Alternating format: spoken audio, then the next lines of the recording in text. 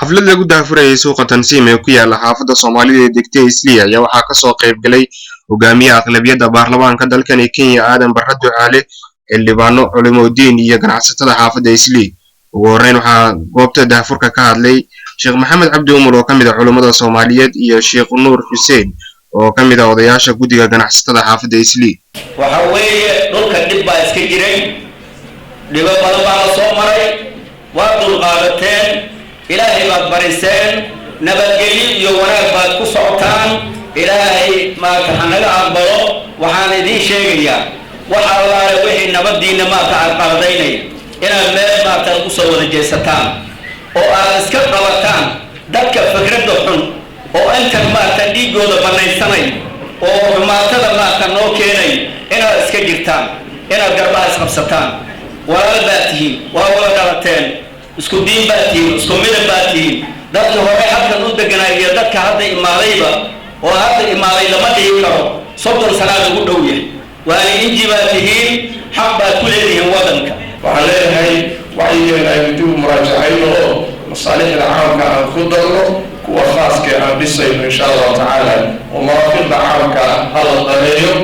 hala daneeyo sidoo kaleeto goobaha aan ku cibaadaysanaynayo masaajidda hore loo hormariyo goobaha waxbarashada goobaha ammaanka ee xaafadda ammaankeeda qaabilsan ha loo hormariyo qodobkaasaan si gooya aniga xooga u saarayaa waad mahadsantihiin jazaakum allahu khayran waxaan leeyahay ducawaatiin hore ilaahayna tabaaraka watacaala rag dadkiina rag iyo dumar meesha ka soo qayb galan allah idin barakeeyo waqtigaan ku qaadanayna ilaah miisaanka xasanaadka allah inoo saaro xoolaha iyo ganacsigana allah inoo barakeeyo wixii shar iyo dhibana ilaahay tabaaraka watacaala inaga qabto meel walboo joogno iyo xilli walbo jazaakum allahu khayran sidoo kale waxaa halka hadal ka jeediyey Mahad Aadan Cabdullaahi oo kamid ah maamulka suuqa Tansiim oo ka warbixiyay isqabqabsi ka dhashay intaan la dhisin ka hor suuqa balse ugu dambeyn xal laga gaaray waxaan rabaa inaan qiso yar suuqani wuxuu leeyahay taariikh yar oo uga duwan yahay suuqyada ku yaalla Islii wuxuu soo maray waxyaabo aad wada xusuusanaysaan dhammaantiin oo ku saabsan isqabqabsi dad walaalo ah oo maxaan ku dhahay dhex maray ka heshiiyey kabacdi oo iska afkartay wixii yaraa oo soo dhex maray wuxuu noqday banooni yar oo meel banooni lagu dheero qulbashii ka dalbsado marka waxaan rabnaa taariikhda suuqa uu leeyahay inaan waxaan isleeyahay waad ka jawaabteen wixii waxaan aniga iyo xaaji shire waxaad ahaydeen dadka kasanka ah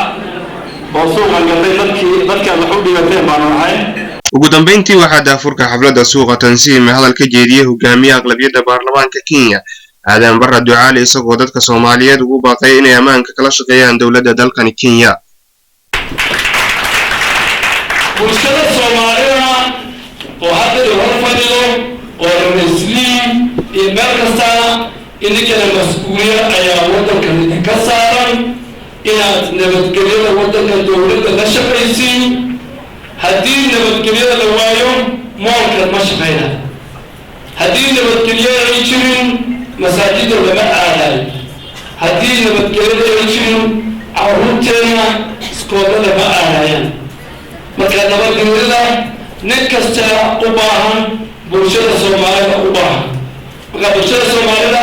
waa inaad mas'uuliyadaad ka soo baxdeen waa inaad wadankan ina noqonin dadka lagu hanto inay nabadgelyada ay qaylin gelinayaan ama nabadgelyada la'aanta inay ka mid yihiin mas'uuliyad qaali ay la saar adduunka dadka hantida leh dadka ganacsiga sameeyo waxaa la rabaa inay u horseedaan dadka kale xagga nabadgelyada sidii looga shaqeyn lahaa Abdullahi Ahmed Ali Star TV Nairobi